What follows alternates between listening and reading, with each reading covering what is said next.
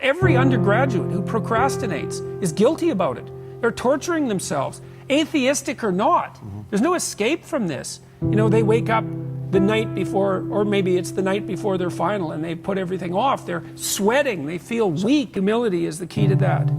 It's like, look, if you have a child and you love that child and you want the child to develop, you set them a task that exceeds their current domain of competence. But you set them a task that they have a reasonable probability of succeeding at, right? Not complete, because then it's too easy. It has to be a challenge. And so you look at the child and you say, well, here's your ability level. Here's one more step you could take, right? Well, then you have to do the same to yourself. You have to take stock of yourself. That's a meditational exercise. It's like, who am I? Where are my flaws? And they're not going to be something you want to face. And then you think, well, what small thing could someone as flawed as me do that I would do that would improve me? And then it's humiliating, because you think, oh my God, really? I have to do something that small? That's all I'm capable of? It's like, yeah, that's your lot, man.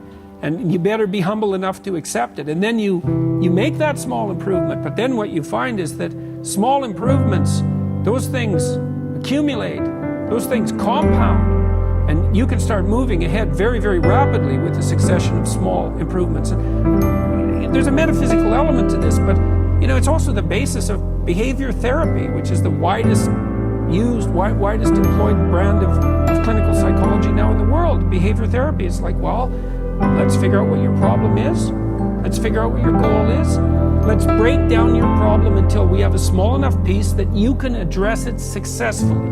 Let's see if you can address it successfully in the next week. You can go out and try, and if you can't, we'll cut it down a little bit more. And let's assume that incremental improvement is going to move you up. And it does.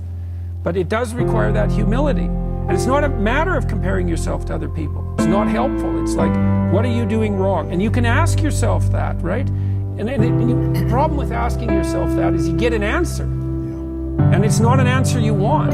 It's like, oh my God, really? That's what I'm doing wrong? How could I be so foolish and blind that that would be my mistake? And how can I be so little and useless that this is all I can do to improve it? You got to get, that's to get down on your knees in some sense before the ideal that you're attempting to manifest, you know, and to show where you are in relationship to that.